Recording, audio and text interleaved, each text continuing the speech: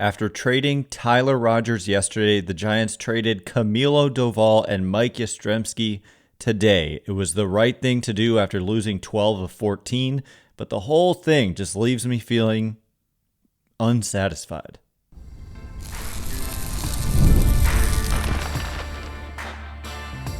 You are Locked On Giants, your daily San Francisco Giants podcast. Part of the Locked On Podcast Network, your team every day.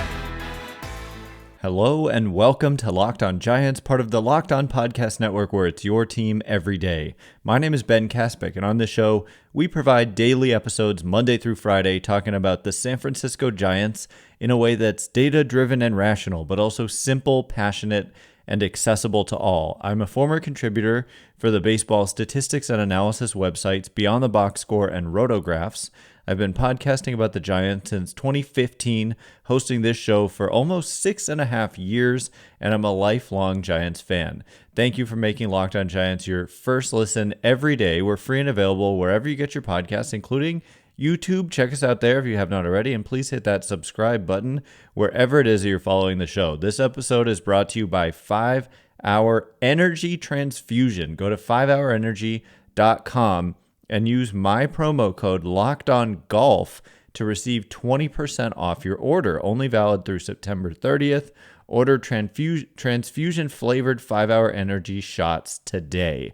And coming up on today's show, we are going to get into the trades of Camilo Doval to the New York Yankees, Mike Yastrzemski to the Kansas City Royals, why the Giants did the right thing here, like picking a lane and sticking to it, but why I'm left feeling wholly unsatisfied by both the returns and also just how this team fell apart again. By the way, tomorrow is my last day hosting Locked On Giants. If you haven't already heard, if you're just hearing this now, very little notice here, but follow me on Twitter or on Blue Sky. Twitter at Ben Kaspick, Kaspick. Blue Sky, I think it's Ben. I just made it today. Ben.Kaspick at, Ben Kaspick.Blue Sky Social or whatever to hear what I'm up to next. So anyway, just getting into the actual news, the Giants traded Tyler Rogers, Camilo Doval, and Mike Yastrzemski over the last 24 hours. And what does this mean? Well, it means they picked a lane and they sold. And that's very disappointing to me because they were buyers for like the entire season until once again they collapsed like right before the deadline. We've seen this exact thing play out before where I don't remember what year it was. It wasn't 22. I think it was 2023 where they just came out of the gates and lost a ton of games in a row out of the All-Star break, and they went from like buyers to sellers. And one of the things, though, is that under Farhan Zaidi, a big criticism and a fair one is that they never really fully committed to a direction at the trade deadline. There was just a lot of like minor moves, some little adds, some little sells, like AJ Pollock coming in, and then you're trading guys away as well, like weird stuff. But this time they were more intentional and like with Mike Yastrzemski and Tyler Rogers, these are rental players. And so it makes sense to trade any rental player you can if you're selling, especially if you have a player behind them who you want to give an opportunity to, or if you're just getting something of that you consider value in return. So 2 rental players who were not traded, Justin Verlander and Wilmer Flores. I would say Verlander because there was probably negative trade value there. The Giants couldn't give him away. Like if they DFA'd him, he wouldn't be claimed off waivers, given his $15 million salary and whatever's remaining of it, about $5 million. And then for Flores, it's a $3.5 million salary. I'm a little surprised they didn't trade him in a way, because I would think that they could get a pretty good return, and they probably asked for something pretty good and maybe they just didn't get it. And in which case, I don't blame them for not trading him for just whatever they can get, especially because this season is not over. Their playoff odds have dropped substantially in a hurry, but this season is not over. So Flores will continue to help them for the remainder of the season. But yeah, so getting into the trades themselves, as I said, Doval, Yastrzemski, and we got into the Tyler Rogers trade yesterday. So we'll focus on the ones that happened today, both coming at in the final few minutes, being reported. One was the Yaz move was reported after the deadline, so very last minute there. And in exchange, we're also going to hear, by the way, from Posey and Zach Manassian about these moves via some reporters, some beat reporters.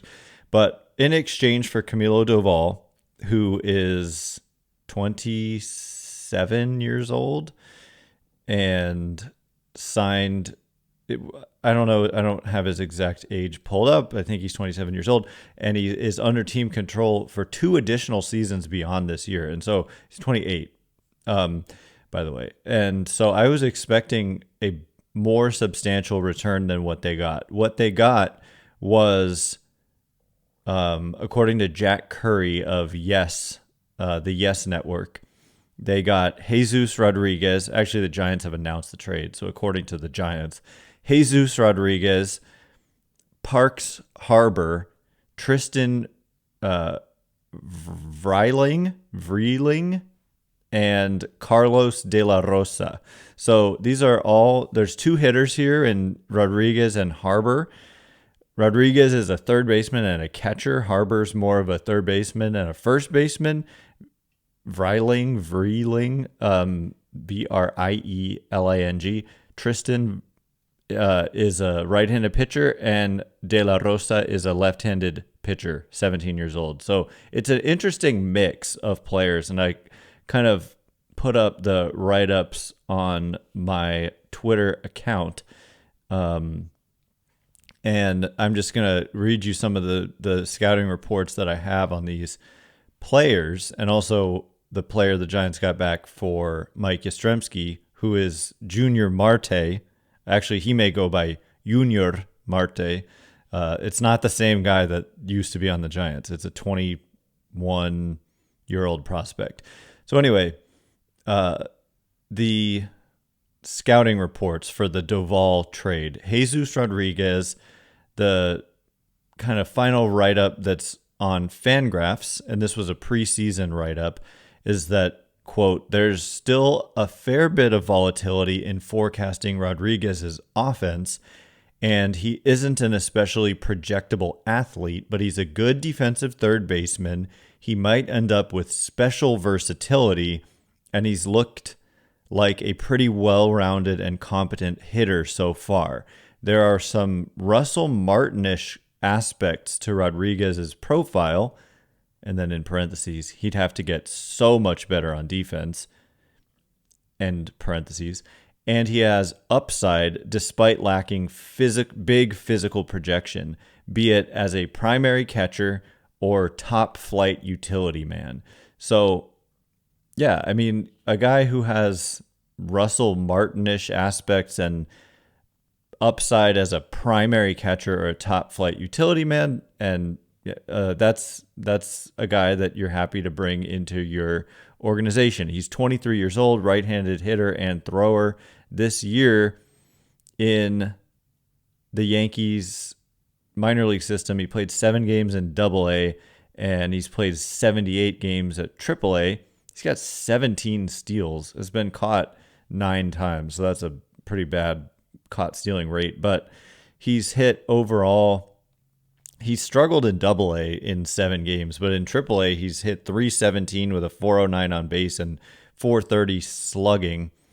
So he's, and the strikeout rate has come down, and the walk rate is good at 12.2% in the minors this year with a 15.6% strikeout rate. So I like the offensive profile that I'm looking at here, and it's interesting, like what is the fit defensively for the Giants? Like if he were to make it to the major league team, he is in Triple-A and doing well. And so he's a guy they could call up and be maybe like the backup catcher immediately. But obviously it would require a 40-man move. He is on, I don't know if he's on the Yankees 40-man roster. Yeah, he is. So he's going to have to be added to the Giants 40-man roster. So this is a interesting player. His games played this year, he's played 18 games at DH, which is interesting if he's got, special versatility.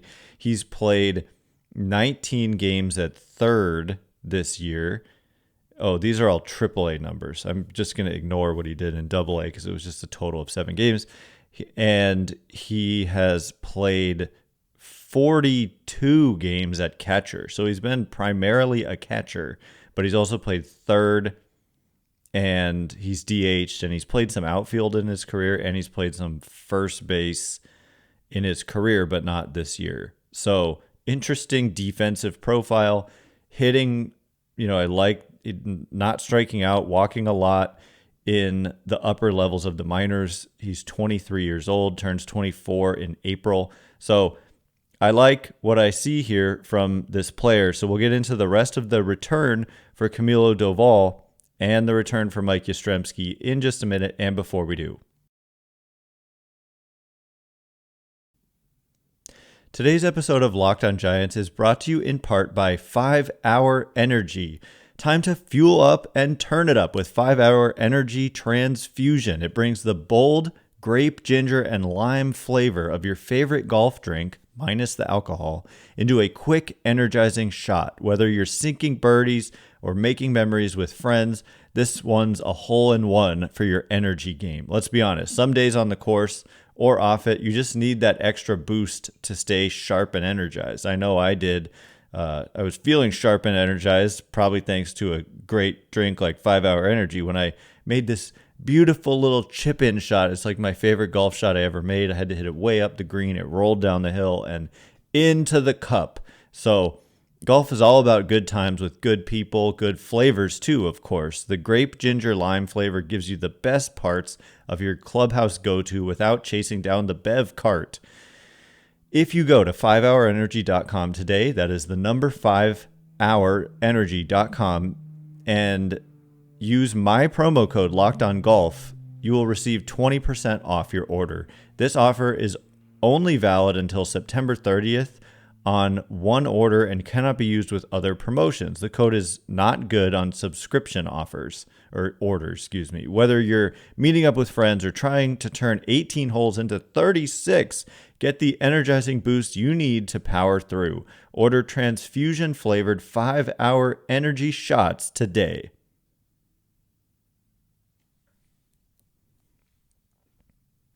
All right, here we go. We're going to get into the rest of the return for the Camilo Doval trade and the return for the Mike Yastrzemski trade, and also just the kind of big picture vision here, and hear from Buster Posey and Zach Manassian, the general manager.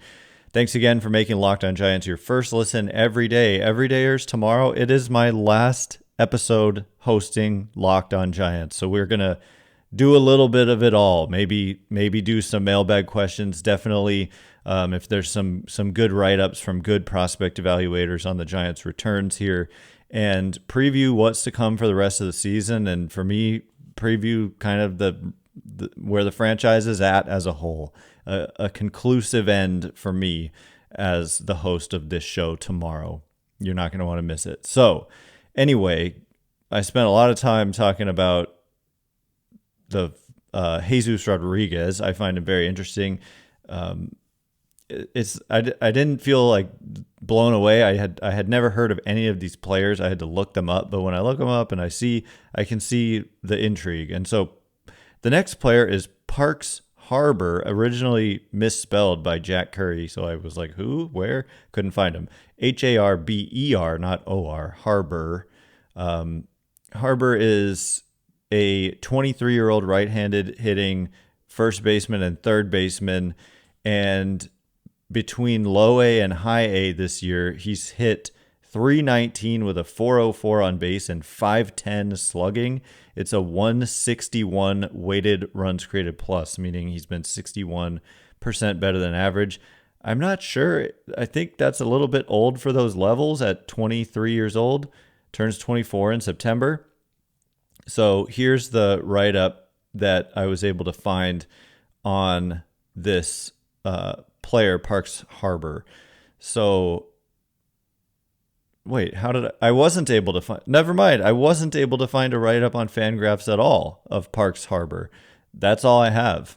And so coming up tomorrow, we'll give you more on Parks Harbor. I was just able to find his numbers on FanGraphs. He wasn't ranked among their top prospects list that came out in January from FanGraphs. And that's in the hurry to get out an episode about this trade deadline. I suppose I could have looked all around, but we'll give you more on Parks Harbor tomorrow. I apologize for that. I thought I had something, but I forgot that I guess I didn't, that FanGraphs didn't write him up as a top prospect on their list.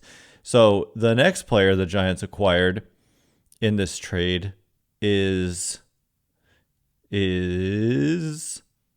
Tristan, oh God, I've got to say it again, Vreeling. I don't know how you say it, but according to FanGraphs, Vreeling is a 6'4" righty out of Gonzaga who had a solid 2024 at Somerset, where he worked 147 and a third innings and had a fielding independent pitching below 4. He's a command-oriented depth type who sits 93 to 94 and has fringe secondary stuff. So that's not exactly an exciting write-up. And this year, he's got they mentioned that the fielding independent pitching was below 4, but his ERA was 4.58. And then this year, the fielding independent pitching is 4.07, and the ERA is still substantially higher at 4.36. He has a strikeout rate that doesn't blow you away. In AA, it's just 20.5% with a walk rate of 8.8%. Not a great ground ball rate. I'm kind of having trouble seeing the great appeal here, but this is one of the players that the Giants got back. He was the Yankees' third round pick, the 100th overall pick in the 2022 draft. He is not on the major league or on the 40-man roster, but it looks like he is Rule 5 eligible this winter. So the Giants would have to add him to the 40-man roster in the offseason to protect him from the Rule 5 draft, although I'm not sure a team would take him. Maybe they would. I don't know.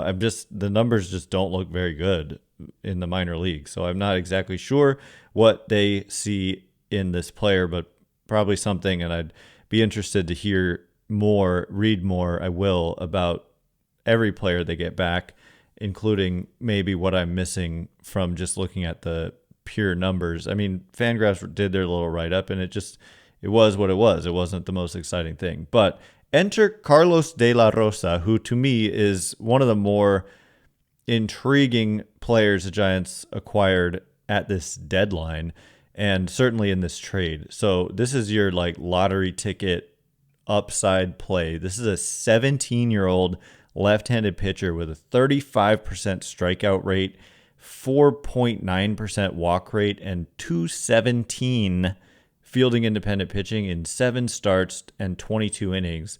So that's just over 3 innings a start, 3 1/3 innings per start in the Dominican Summer League this year.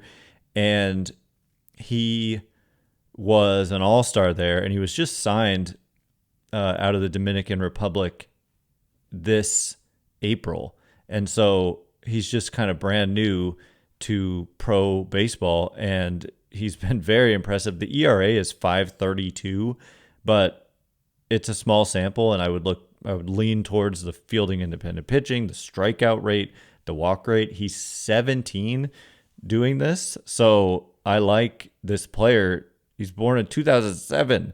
My gosh, born in late 2007. He'll turn 18 years old on November 30th. So instantly one of the younger players in the organization, and just really eye-popping numbers in the Dominican Summer League. He was an all-star there. So that is the return for Camilo Doval.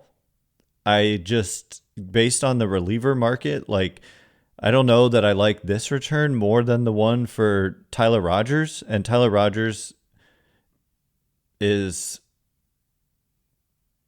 it's arguable whether, like, which one of these pitchers is better. But the fact is, Doval is under team control through 2027, whereas Rogers is a free agent at the end of the year. So I would have expected a substantially better return for Camilo Doval. And maybe this is.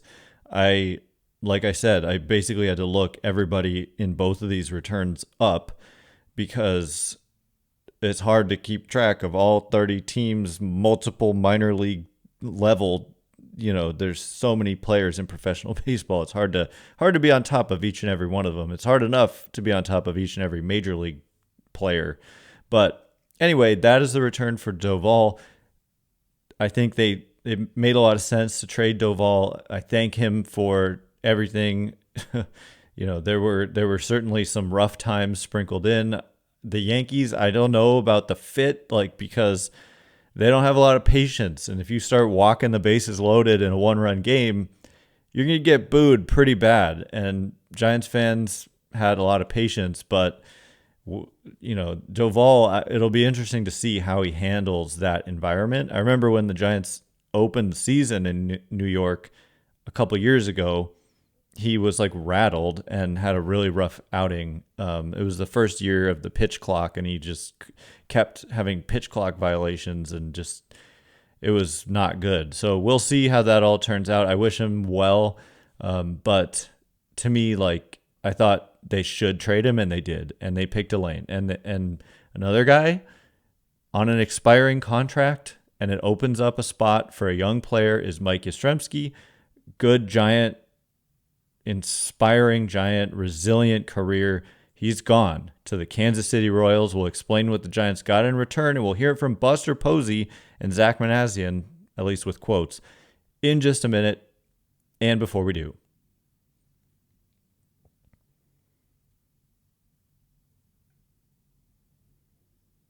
all right, here we go. We're going to get into the Giants trading Mike Yastrzemski and what they got back. Thanks again for making Locked On Giants your first listen every day. Every day airs tomorrow. I cannot believe it, but after about 6.5 years, my last episode hosting this show, so we're going to make it as good as we possibly can, break down these trades, give you a better scouting report on that pitcher that I couldn't pronounce his name, and much more. So just tune in tomorrow, please, and check me out on Twitter to hear what I'm up to, at Ben Kaspick, Kaspick. Check me out on Blue Sky, at Ben-Kaspick .whatever, bluesky.social. And then on YouTube, I've got a YouTube channel, at Ben Kaspick as well. That is where you can find out what I'm up to. Can't really talk about it here. Anyway, so the Giants also traded Mike Yastrzemski, and we also heard from, I think it was Susan Slusser, I'm not sure who it was, that Kai-Wei Tang and Grant McCray were scratched from their games today. So they're likely to replace Doval and Yastrzemski on the active roster. And so that's significant to know. And Luis Matos is already on this roster, so I don't know how it plays out exactly, if it's like a platoon with McCray and Matos, which is not to say they're both being just long-term sent into a platoon, but it's maybe to get the best out of each of them and see how they perform in favorable matchups. And then if you play well, you get more opportunities. But, McCray is having a solid season and really has the defense and some serious stolen base ability down in, I think it's in AAA this year. So that'll be interesting to see him. And then, of course, they got Jose Butto from the Mets yesterday, and we've been told by the Giants GM, Zach Manassian, that Butto will be on the active roster this weekend against his former team. Tyler Rogers is certainly going to be on the active roster for the Mets, so that'll be interesting to see the traded players kind of on opposite teams facing their former team immediately. But anyway, the Giants traded Mike Yastrzemski. And, as I wrote on Twitter, let's see, I just don't want to kind of forget anything. My thoughts on Yastrzemski being traded are, I have a hard time finding it, but that he was I just said, what a resilient, inspiring career. Wow, I waited all that, wasted a bunch of seconds to find a resilient, inspiring career. I mean, it is like he grinded in the Orioles system. He ended up debuting with the Giants in 2019 and was just a regular player for them for that entire time. And he was never, he looked like maybe he was going to be a star, but it didn't pan out that way. But he was always a solid player and just a great teammate and a guy who always hustled and went hard on every play. His last day as a Giant, he made that incredible diving catch into the net in right field. He played a great right field at Oracle Park. He had some very memorable walk-off splash hits, walk-offs of all kinds. Mostly splash hits. Like, he just had a knack for hitting walk-off splash hits. It was awesome. And just a good guy. And so the Royals are a disappointing landing spot for him, but he is a free agent at the end of the year, so he only has to be there for a couple months. And we'll see if he gets a major league job when he reaches free agency in the offseason. I don't think it is a guarantee that he will. If not, he made tens of millions of dollars despite not debuting until he was 28 years old and grinding away in the minors for a long time, thinking of quitting a few times, but sticking with it. And anytime he comes back, he's going to get a large ovation, as he should. So thank you, Mike Yastrzemski. And he is now a member of the Kansas City Royals, who have similar playoff odds to the Giants. So I don't know why they're giving up a young player in Yunior Marte. I think it's Yunior Marte, but maybe Junior Marte is how he says it too, just like the other Junior Marte the Giants had. But the FanGraphs report on right-handed pitcher Yunior Marte, 21 years old, who, by the way, has a 2.74 ERA and 3.01 fielding independent pitching in 82 innings, 19 starts for Low A Columbia this year prior to the trade. They say Marte first popped onto the prospect radar in 2023 because of his size and arm strength. He began his 2024 on the complex in Arizona and slowly built up to where he was working 3 or more innings per outing. He was sent to Low A Columbia at the end of the year, and he's back there again to start 2025. Already this year, Marte, this was written in late May, by the way. Already this year, Marte has broken his personal record for innings in a season and a single game. He's not a bad strike thrower considering how little he's pitched as a pro, and his delivery is repeatable for a 21-year-old his size. There are enough strikes here to continue developing Marte as a starter, but not so many that he's a rotation lock. Marte's command and velo might take another step forward with improved conditioning. He has a big prototypical frame, but he isn't trim. He's already throwing hard, consistently 92 to 95, touching 96, 97, with roughly average life and plus extension. Marte's hard slider/cutter resides in the 84 to 88 mile an hour range and has variable shape, sometimes bending straight down. This pitch has plus potential, but is currently inconsistent in both direction and quality. Marte's splitter doesn't flash quite the same level of bite, but to expect that from a 6'5" guy who entered the season with 80 career innings under his belt would be ridiculous. His feel for locating this power 85 to 89 mile an hour offering is pretty good, and the pitch is generating plus, miss and chase. Miss and chase. Oh, swing and miss and chase so far in 2025. Even though it lacks big sink. Marte has the rest of 2025 and all of 2026 to show that he has at least 3 viable pitches and can maintain this kind of fastball velocity for 100 or so innings.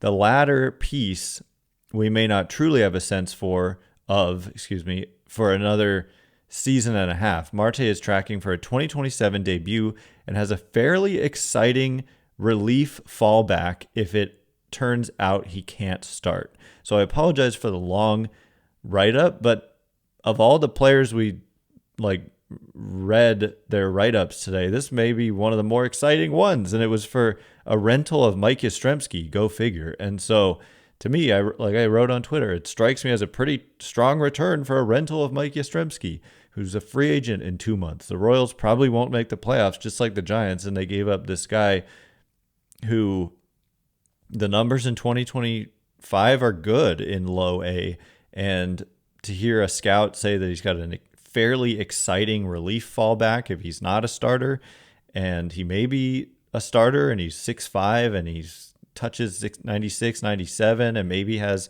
he's got plus miss and chase on a pitch that maybe could be developed some more.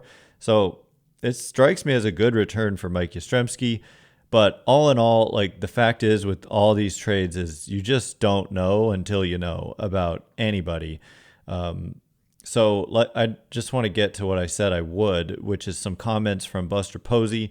Alex Pavlovich writes that Buster Posey said of the deadline, quote, "As poorly as we've played since the All-Star break, I think we all felt it was the best direction for the organization to get some pieces coming back that will help us in the future."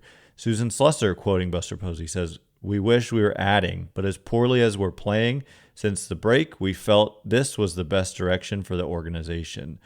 And also from Slusser, Buster Posey says, "We've just got to play better, plain and simple. We have to recapture the form we had at the beginning of the season. We still feel like we have a group that should play better than it did." He said the conversations were tough with Rogers and Yastrzemski because he played with them. He didn't mention Doval, I guess. He played with him too. And in terms of tough conversations, I mean, maybe that was, Spanish speaking. And so maybe Buster wasn't able to have that one-on-one conversation. But anyway, he said, just for those of you who want to fire Bob Melvin, he said, "We have confidence in Bob and his staff. We have a lot of games left to play." That's an interesting second part of that sentence. We have a lot of games left to play, meaning more time for evaluation potentially. And then Slusser notes that Posey does think the Giants can contend next year. And she says, he didn't say this year, but probably a good reason to not trade Robbie Ray. And then there was more as I was recording coming out from this interview. So there was something about Robbie Ray.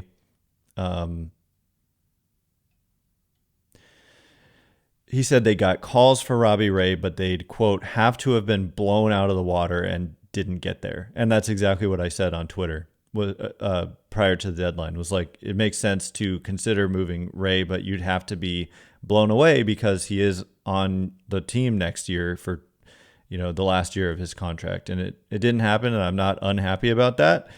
You would have to be blown away. And if it wasn't there, it wasn't there. And you keep him and you ride with him the rest of this year. It gives you a chance this year. They're not out of it completely.